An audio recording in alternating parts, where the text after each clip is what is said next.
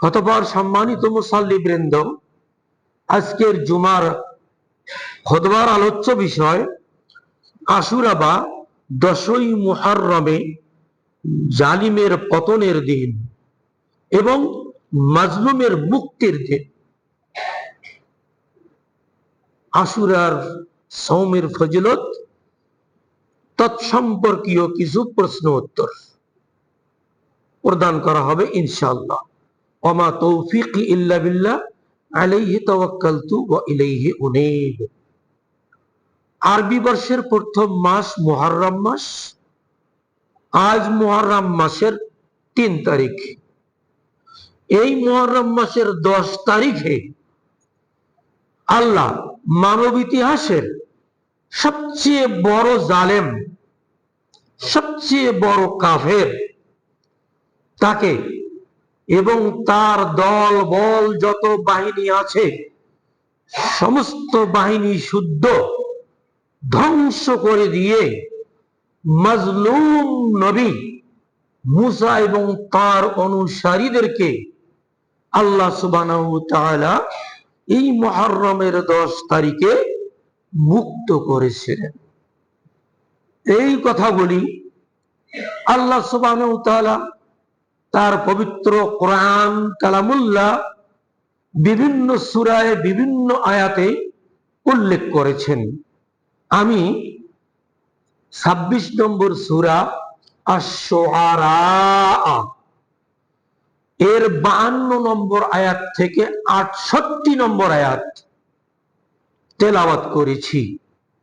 এই আয়াতগুলির সংক্ষিপ্ত অনুবাদ করে আয়াতগুলির আলোচ্য বিষয় এবং তার সংক্ষিপ্ত তাফসীর আলোচনান্তে মুহররম বিষয়ে কিছু আলোচনা তুলে ধরব ইনশাআল্লাহ।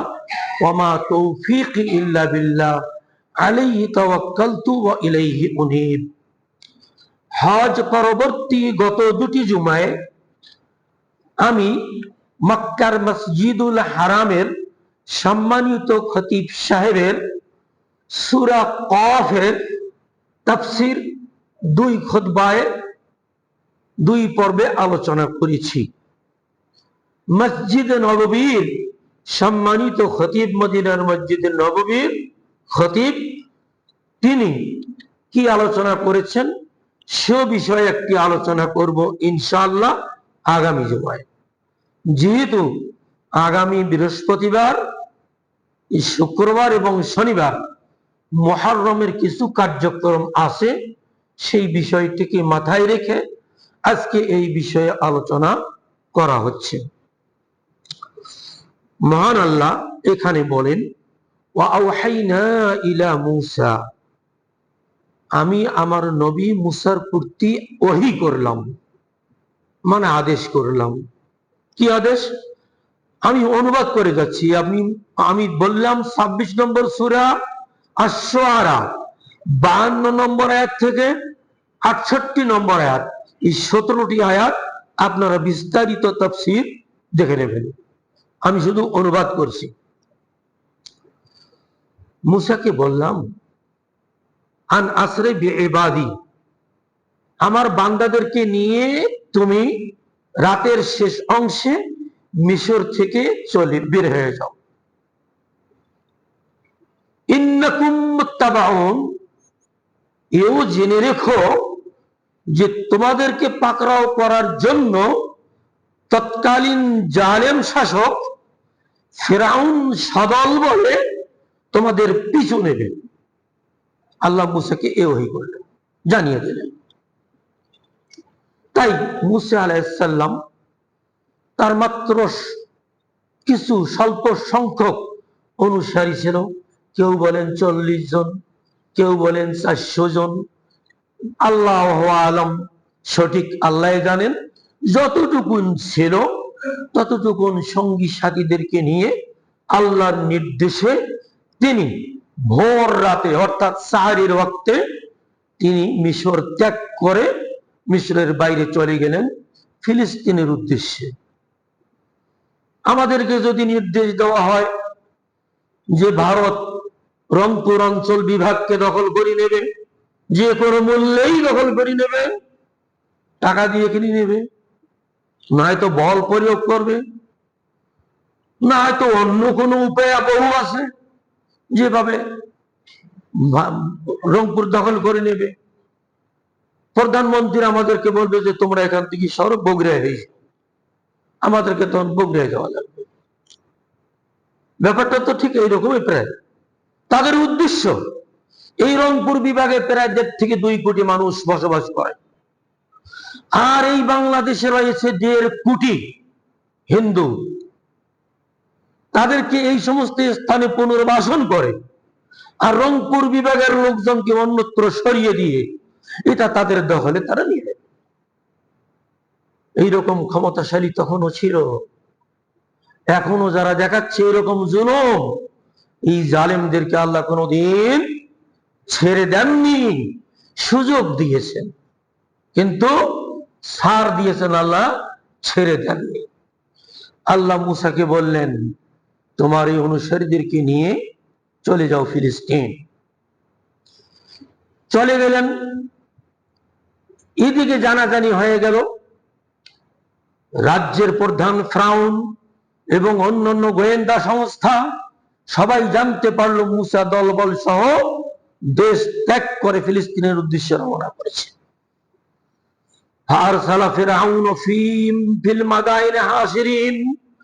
তাৎক্ষণিকভাবে ফিরআউন তার রাজ্যে যতগুলি রাজ্য ছিল সেই রাজ্যগুলিতে লোক পাঠিয়ে দিয়ে সমস্ত বাহিনীকে জড়ো করা হলো।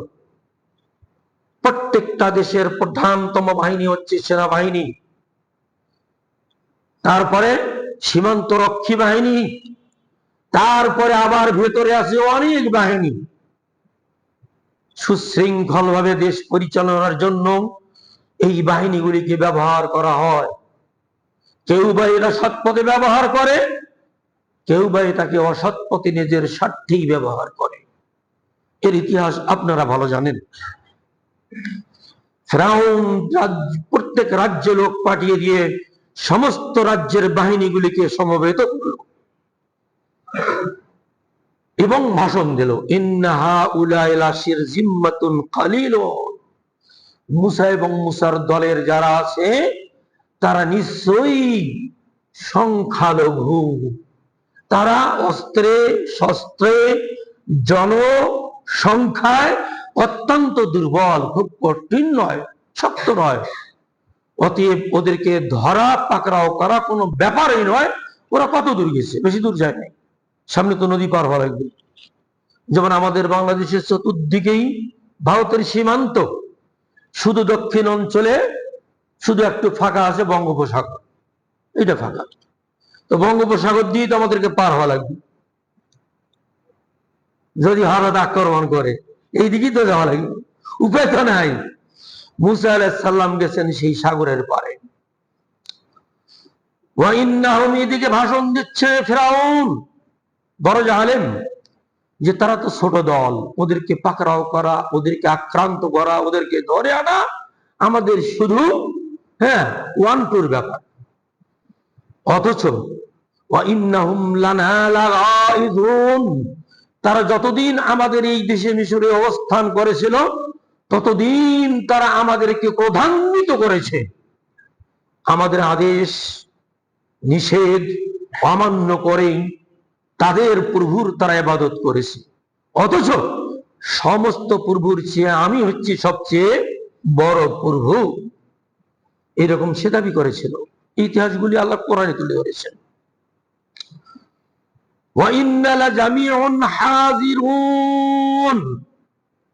এবং আমরা সদা সতর্ক একটা বিশাল দল, অতএব আমরা ওদেরকে পাকড়াও করব। এখানে আল্লাহ রাব্বুল আলামিন বলছেন ফাআখরাজনাহুম মিন জান্নাতিন ওয়া উয়ুন। আমি ফিরআউন এবং তার সমস্ত বাহিনীগুলিকে তাদের সুন্দর সুন্দর বাগান বাগিচা, পানির ঝর্ণা ধারা, আবাস স্থল এবং বহু রকমের সুখ স্বাচ্ছন্দ্যে তারা যে বসবাস করত সেখান থেকে আমি তাদেরকে বের করে আনলাম। আল্লাহ বলতেছেন আমি বের করলাম। কিভাবে? এটা আল্লাহর মহা কৌশল, যে মুসাকে বের করলে তখন এরা মুসার পিছনে সবাই লাগবে, নিজ নিজ বাড়ি থেকে, আরাম আয়েশ থেকে, এসি রুম থেকে, গণভবন থেকে, বঙ্গভবন থেকে, সংসদ ভবন থেকে, এ রাজ্য থেকে, ও রাজ্য থেকে, শেষ রাজ্য থেকে, সমস্ত বাগান বাগিচা থেকে, সুখ স্বাচ্ছন্দ্য থেকে এরা বেরিয়ে আসবে। এটা আল্লাহর কি ছিল? মহা কৌশল ছিল।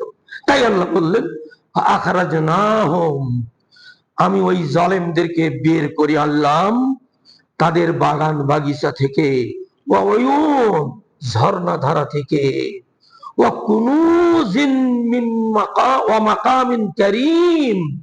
এবং তাদের বিভিন্ন ধরনের ধন ভান্ডার থেকে, আর তাদের সম্মানিত স্থান থেকে আমি তাদেরকে বের করে আনলাম। কাযালিক, আল্লাহ বলছেন আমি এভাবেই করে থাকি। যেমন ফেরাউনের বেলায়, মুসার বেলায় করেছি, অনুরূপ ভাবে পরবর্তীতে যত ফেরাউনের জন্ম হবে তত মুসারও জন্ম হবে। সেজন্য আল্লাহ অন্যত্র বলেছেন লিকুল্লি ফিরআউনিন মুসা, যত এইরকম অত্যাচারী শাসক আসবে পৃথিবীতে, ওই শাসককে শায়েস্তা করার জন্য অনুরূপ মুসারও আগমন ঘটবে। অর্থাৎ মুসার মতো মুত্তাকি ইমানদার বান্দাদের নেতৃত্বে তখন জালেমদেরকে উৎখাত করার ব্যবস্থা আল্লাহ রাব্বুল আলামিন করে রেখেছেন। অতএব কোনো ভয় নেই আমাদের।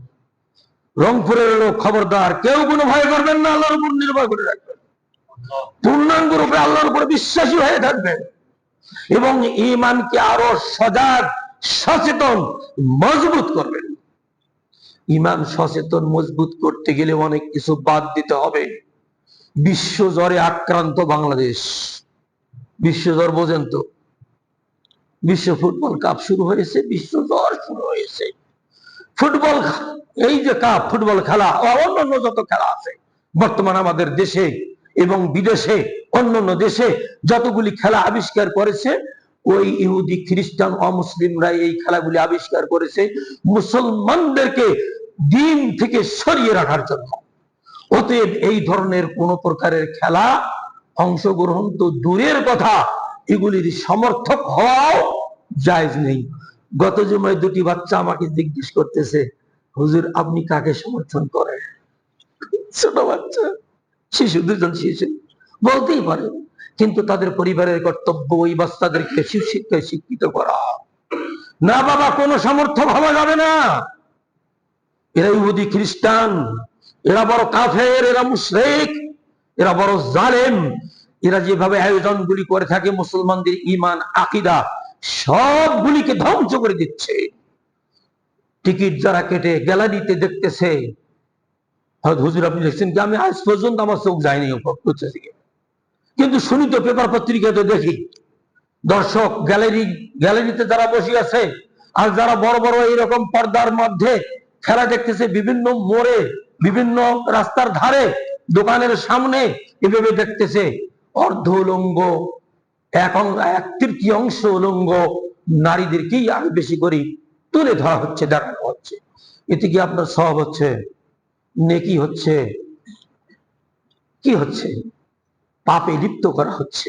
অতএব এই ধরনের যত খেলা আছে, ফুটবল খেলা, তারপরে আপনার ক্রিকেট খেলা, যতগুলি খেলা আছে যেগুলিতে মানুষকে দিন থেকে দূরে সরিয়ে রাখে এবং জুয়ার আসর বসে, আর এরকম সমর্থক বাড়তে বাড়তে, পতাকা টাঙতে টাঙতে একদম 1 মাইল 2 মাইল 3 মাইল 7 মাইল পর্যন্ত পতাকা টেনে পছন্দনীয় দেশের পতাকা টাঙ্গিয়ে রেখেছে। এই রকম যতগুলি কাজ হচ্ছে এগুলি সব হারাম। এই গার্জিয়ানদেরকে কিয়ামতের দিন আল্লাহ রাব্বুল আলামিন জিজ্ঞেস করবে, তোমার ছেলে মেয়েদেরকে বারণ করনি কেন? আমাদের বাংলাদেশের সবচেয়ে বড় বিদ্যাপীঠ ঢাকা বিশ্ববিদ্যালয়ের টিএসসিতে নারী পুরুষ ছেলে মেয়ে তারা উল্লাসে মেতে উঠতেছে। সে ছবিগুলিও আসতেছে ফেসবুকে, দেখা যাচ্ছে। এই যে পাপাচার আমাদের দেশে ছড়িয়ে দেওয়া হচ্ছে, যাতে করে মুসলমানদের ঈমান ধ্বংস হয়ে যায়। ইমান বিধ্বংসী কোনো কাজে লিপ্ত হওয়া যাবে না। তাই ইমানকে মজবুত করতে হবে, নিজের দেশ, নিজের অঞ্চল, নিজের ইমান এবং মুসলিম ইসলামকে রক্ষার্থে ইমানকে মজবুতই রাখতে হবে। এই সমস্ত পাপাচার থেকে দূরে থাকতে হবে। আল্লাহ বলছেন কাযালিক, আমি এইভাবেই জালিমদেরকে ধ্বংস করি এবং মাজলুমদেরকে মুক্ত করে থাকি। ওয়া আওরাসনাহা বানি ইসরাঈল, আবার ওই মিশরের রাজত্ব দিয়েছি আমি বানি ইসরাইলদেরকে। যে মুসা সদল বলে পালিয়ে গেলেন আল্লাহর নির্দেশে ফিলিস্তিনে, বেশ কিছুদিন পর আবার তাদেরকে ফিরিয়ে দিলেন কোথায়? আবার মিশরে ফিরিয়ে দিয়ে মিশরের রাজত্ব করলেন মুসা আলাইহিস সালাম এবং বনি ইসরাইলরা। তৎকালীন বনি ইসরাইল আর এই বর্তমান ইহুদিরা, নেতানিয়াহুর দল, এরা ইহুদি, ওরাও বনি ইসরাইলদের অংশ, কিন্তু এরা কোরআন না মানার কারণে, আগের উপরেই ঈমান থাকার কারণেই তারা কি হয়ে গেছে? কাফের হয়ে গেছে। এখন বর্তমান বিশ্বে, চলমান বিশ্বে সবচেয়ে বড় জালেম, সবচেয়ে বড় ফিরআউন, সবচেয়ে বড় কাফের ইসরায়েলের নেতানিয়াহু এবং তার সেনাবাহিনী এবং অন্যান্য সাঙ্গপাঙ্গরা। আল্লাহ বলছেন তোমরা ধৈর্য ধরো, ফিলিস্তিনের লোকেরা তোমরা ধৈর্য ধারণ করো, তোমাদের ইমানের মজবুতি আমি দেখতে চাই। আল্লাহর পরীক্ষা। ওয়া আওরাসনাহা বানি ইসরাঈল, একদিন তোমরা ইসরায়েল সহ ফিলিস্তিন ভূখণ্ড, গাজা, সমস্ত কিছুকে তোমরা নিয়ন্ত্রণ করবে এবং নেতৃত্ব দেবে তোমরা। এটা আল্লাহর ওয়াদা, তবে ইমানদার হতে হবে। আল্লাহ পরবর্তীতে বলছেন ফাআতবাউহুম মুশরিকিন, অতঃপর ফেরাউনের বক্তৃতা শুনে তার সৈন্যবাহিনীকে নিয়ে সে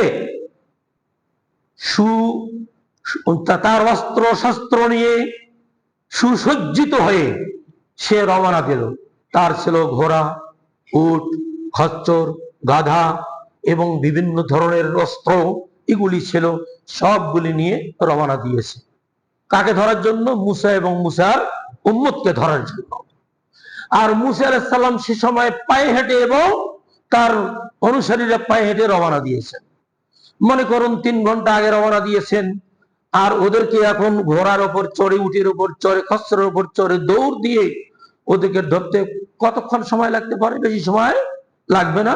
সেজন্য সে ঘোষণা দিল ফাআতবাউহুম মুশরিকিন, সূর্যোদয়ের সাথে সাথেই ফেরাউন সদল বলে মুসার পিছনে রওনা করলো। রওনা করতে গিয়ে ওই যে ফিলিস্তিনের কাছে সমুদ্রের তীরবর্তীতে মুসার দলকে লক্ষ্য করছে, আর মুসার দলও পিছনে লক্ষ্য করছে ফেরাউনের দল আসতেছে। তখন তো ফাঁকা জায়গা, আর চর অঞ্চলগুলিতে এখনো ফাঁকা জায়গা, যেখানে যাবেন সেখানেই তো কি ফাঁকা জায়গা। ওখানেই দেখছে সে, আজ থেকে, সেটা কত বছর আগে, আজ থেকে 10,000 বছর আগের ঘটনা। সেই মুসা আলাইহিস সালামের দল দেখতে পেল ওই যে 2 মাইল দূরে দেখা যাচ্ছে ফেরাউন অশ্বারোহী নিয়ে, সৈন্যবাহিনীকে নিয়ে সে আমাদেরকে ধরার জন্য তো আসতেছে। আমরা তো কেবল পতেঙ্গায় আছি। কোথায় আছি? পতেঙ্গা। পতেঙ্গা বোঝেন, জানেন তো? হ্যাঁ হ্যাঁ, আমরা পতেঙ্গায় আছি। এখন তো উপায় নেই আমাদের ব্যাক করার, হয় সমুদ্রে ঝাঁপ দিতে হবে, আর ব্যাক করলে তো ফেরাউনের হাতে ধরা খেতে হবে। ফালাম্মা তারা আল জামাআনে, 2 দলে পরস্পরে যখন দেখাদেখি হলো, মুসার দল ফেরাউনকে দেখলো, ফেরাউনের দল মুসার দলকে যখন দেখলো, ক্বালা আসহাবু মুসা ইন্না লামুদরাকুন, মুসার সঙ্গীরা ভয়ে ভীত হয়ে মুসাকে বলল আমরা তো এবার ধরা খেয়ে যাব, ধরা পড়ে যাব, উপায় তো নেই। না স্টিমার আছে, নৌকা আছে, না পানি জাহাজ আছে, কোনো কিছুই তো নেই। তৎকালীন সময় কিছুই ছিল না, শুধু সমুদ্রের বড় বড় তরঙ্গ, এই ঢেউ চলছে, একদম পাহাড়ের আকৃতি, উঁচু উঁচু ঢেউ আসতেছে। এই সমুদ্র আমরা কিভাবে পাড়ি দেব? ইন্না লামুদরাকুন, আমরা ফেরাউনের হাতে ধরা পড়ে যাব। ক্বালা মুসা, মুসা বললেন কাল্লা, তোমাদের এই ধারণা ভুল, কখনোই নয়। আমরা ফিরআউনের হাতে ধরা পড়ব না। কেন? ইন্না মাইয়া রাব্বি সায়াহদিন, আমাদের সাথে আছেন আমাদের রব। আমাদের সাথে কারা আছেন? আমাদের রব।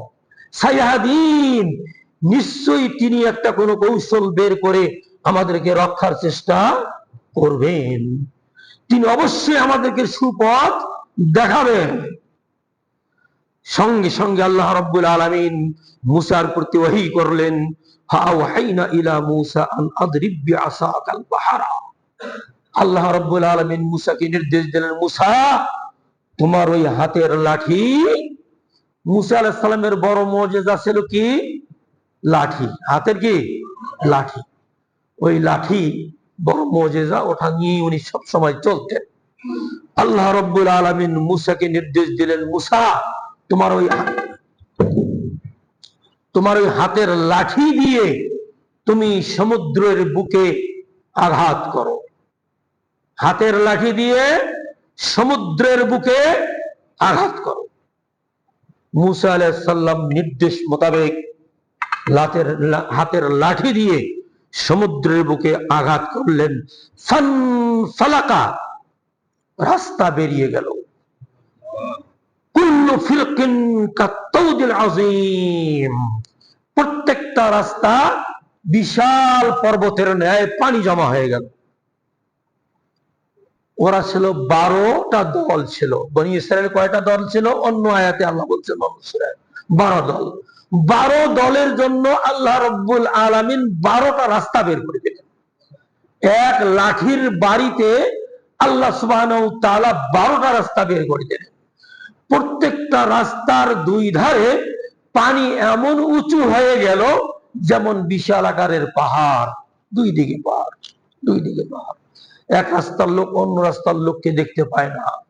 আল্লাহর নির্দেশে সমুদ্রের পানি পাহাড়ের মতো হয়ে গেল, পানি থেমে গেল, 12টা রাস্তা বের হয়ে গেল। কাত্তাউদিল আযীম, এবং পানির সেই প্রবাহটা এমন ভাবে থেমে গেল যেন বিশাল আকারের পাহাড় হয়ে গেল। ইতিমধ্যে আমি কি করলাম? মুআলজাবনা সাম্মাল আখারিন, মুসা দলবল নিয়ে ওই রাস্তা দিয়ে নেমে পার হয় ওদিকে ফিলিস্তিনে চলে গেল। আর এমনই সময়ে তারা ফেরাউনের দল চলে আসলো সেখানে। কোথায়? রাস্তার কাছে। সাম্মাল আখারিন, আল্লাহ বলছেন ওয়ালজাফনা সাম্মাল আখারিন, আমি সেখানে ফেরাউনের দলকে পৌঁছে দিলাম, আমি পৌঁছে দিলাম। ওয়ানজাইনা মুসা ওয়া মান মাহু আজমাইন, মুসা এবং তার সাথে যত লোক ছিল তাদেরকে আমি মুক্ত করে দিলাম। সুম্মা আগরাকনাল আখারিন, আর ফিরআউনকে সদল বলে আমি পানিতে ডুবিয়ে মারি। ইন্না ফি যালিকা লাআয়া, এই যে আমি বর্ণনা দেন আল্লাহ বলছেন এগুলিতে নিশ্চয় আমার নিদর্শন রয়েছে, এগুলিতে তোমাদের জন্য শিক্ষা রয়েছে, এগুলিতে তোমাদের জন্য উপদেশ রয়েছে, এগুলিতে তোমাদের জন্য ঈমান মজবুতি, ঈমান ঠিক করার জন্য, মজবুত করার জন্য শিক্ষা রয়েছে। ইন্না ফি যালিকা লাআয়া ওয়া মা কানা আকসারুহুম মুমিনিন, আর এই আমার নিদর্শন, আমার এই ক্ষমতা, আমার এই যে শক্তি, এই শক্তিগুলিকে অধিকাংশ লোক বিশ্বাস করে না। করেন? আমাদের মধ্যে আমরা অধিকাংশ লোক তো বিশ্বাস করি না। সালাত করি, সিয়াম করি, হজ করি, যাকাত দেই, তারপরে ইমানের মধ্যে আমাদের কমতি আছে। এই যে মহাবিপদ পড়ছি, কে আমাকে রক্ষা করবে? ওর কাছে যায়, এর কাছে যায়, এর কাছে যায়, ওর কাছে যায়। সবচেয়ে বড় বিপদে পড়ছিলেন কারা? নবীগণ। নবী মুহাম্মদ ইব্রাহিম আলাইহিস সালাম সাহায্য কার কাছে চেয়েছেন? আল্লাহর কাছে। হযরত ইউনূস আলাইহিস সালাম মহা বিপদে পড়েছিলেন। 3 অন্ধকার, আমাবস্যার অন্ধকার, পানির অন্ধকার, মাছের পেটের অন্ধকার। 3 অন্ধকারে বিপদে তিনি কার কাছে সাহায্য চেয়েছেন? আল্লাহর কাছে। আমাকে অনেকে জিজ্ঞেস করে, হুজুর এটা হচ্ছে, ওটা হচ্ছে, ওটা হচ্ছে, কি করব, কি না করব, আমি বুঝতে পারতেছি না। আল্লাহ রাব্বুল আলামিন এই সমস্ত নিদর্শন রেখে দিয়েছেন আমাদেরকে শিক্ষার জন্য, যে যে কোনো ধরনের বিপদ হোক তোমরা কি করো, আল্লাহর সাহায্য কামনা করো। ওয়া ইন্না রাব্বাকা লাহুয়াল আজিজুর রহিম, নিশ্চয়ই আপনার রব পরাক্রমশালী এবং দয়াময়। কাফের, জালেম, মুশরিকদের ব্যাপারে পরাক্রমশালী, আর মুমিন, মুত্তাকি, মাজলুমদের ব্যাপারে অত্যন্ত দয়াশীল। অত্যন্ত কি দয়াশীল। আমরা যদি সত্যিকার অর্থে মুমিন, মুসলিম, মুত্তাকি হতে পারি, আল্লাহ রাব্বুল আলামিনের দয়া আমাদের উপর অবশ্যই আসবে। ঢাকার যারা বসে আছে তারা যদি কোনো ব্যবস্থা নাও নেয়, আল্লাহ রাব্বুল আলামিন আমাদের রংপুর বিভাগকে রক্ষা করবেন। অতএব রংপুর বিভাগের লোকজনকে আরো বেশি মুত্তাকি হওয়া লাগবে।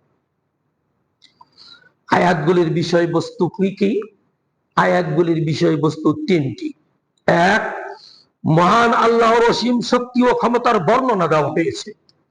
তার যে অসীম শক্তি, তার যে ক্ষমতা, সেই বর্ণনা দেওয়া হয়েছে। তিনি পানিতে রাস্তা বের করে দিয়ে মুত্তাকি বান্দাদেরকে মুক্ত করলেন, আর স্বৈরাচারী, জালেম, অত্যাচারীদেরকে আল্লাহ রাব্বুল আলামিন ধ্বংস করে দিলেন।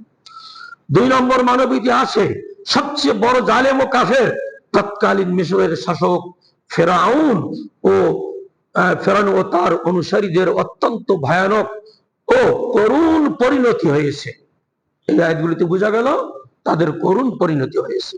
তিন নম্বর আলোচ্য বিষয়, আল্লাহর প্রিয় বান্দা ও নবী মুসা আলাইহিস সালাম ও তার অনুসারীদের মুক্তি এবং তাদের উপর আল্লাহর অনুগ্রহের বর্ণনা দেওয়া হয়েছে। মুসা, তার অনুসারী এবং এই ধরনের যত আল্লাহর মুত্তাকি বান্দা থাকবে, আল্লাহ রাব্বুল আলামিন তাদের প্রতি দয়া, অনুগ্রহ অবশ্যই করবেন। এই আলোচ্য আয়াতগুলিতে এই বিষয়গুলি জানা গেল। সংক্ষিপ্ত তাফসীর, ফেরাউন মানব ইতিহাসের সবচেয়ে বড় জালেম ছিল, কাফের ছিল। সে তার রাজ্যের প্রজাদেরকে একত্রিত করে নিজেকে বড় রব হিসেবে দাবি করেছিল। যেমন সূরা ৭৯ নম্বর সূরা ২৩ থেকে ২৪ নম্বর আয়াতে এই কথাগুলি আল্লাহ বলেছেন।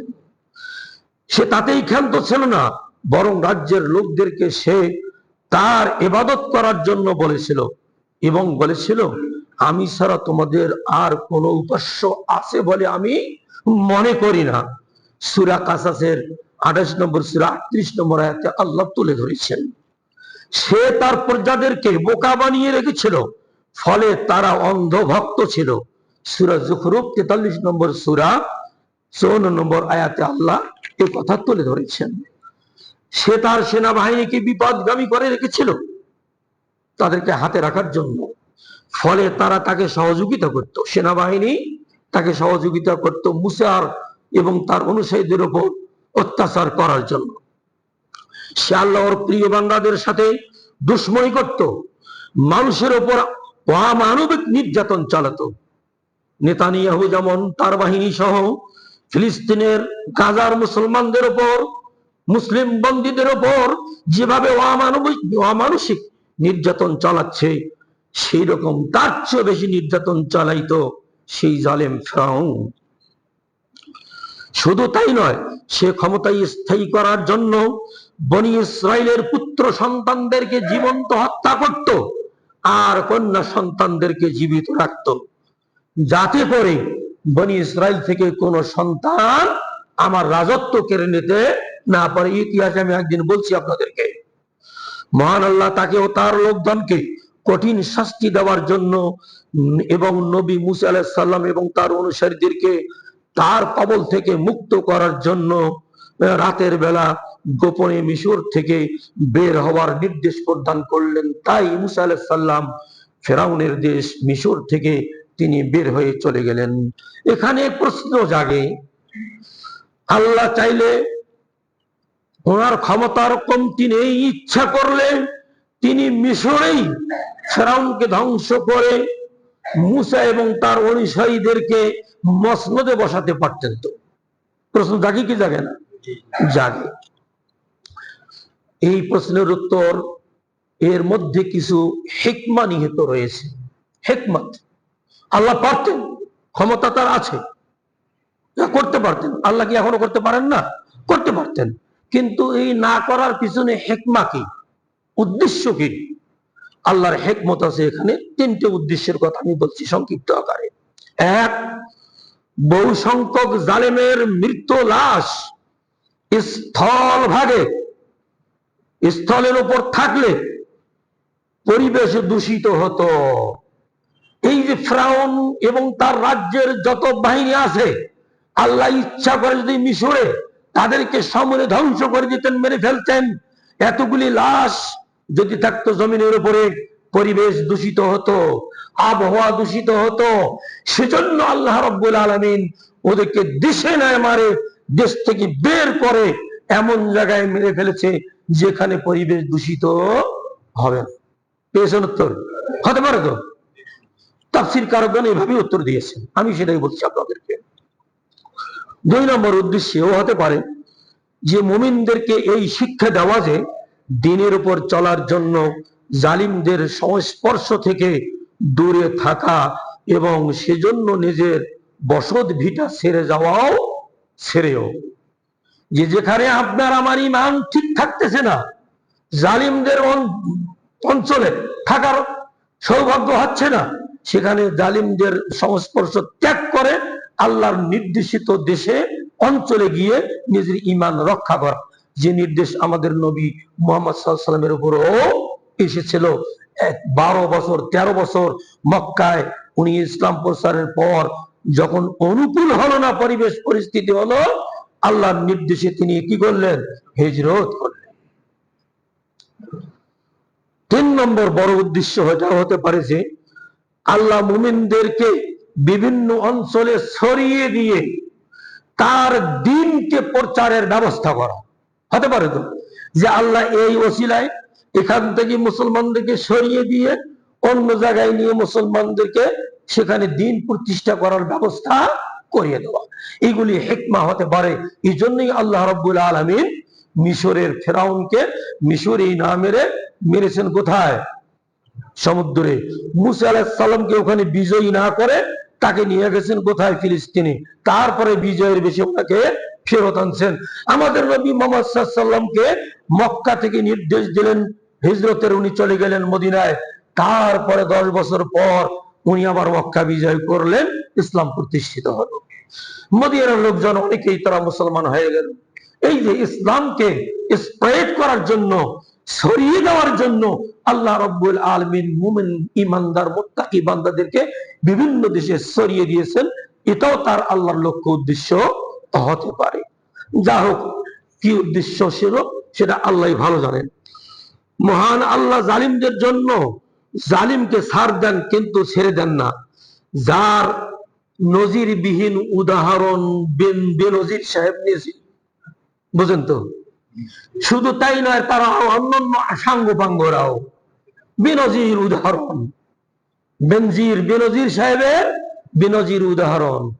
যেখানেই যাক না কেন, পালাই থাক না কেন, আল্লাহ রাব্বুল আলামিন যখন পাকড়াও করবেন, ছাড় দিয়েছেন, ছেড়ে দেবেন না। ক্ষমতাধর প্রতাপশালী ফিরআউন ও তার দলবলকে পানিতে ডুবিয়ে ধ্বংস করে, অন্যদিকে নবী মুসা ও তার অনুসারীদেরকে মুক্ত করে মহান আল্লাহ মাজলুমের প্রতি দয়া ও রহমত দেখিয়েছেন। অর্থাৎ আল্লাহ রাব্বুল আলামিন এভাবে মাজলুমদেরকে দয়া এবং রহমত করবেন, তার উদাহরণ তিনি এই আয়াতগুলিতে সেট করে রেখেছেন।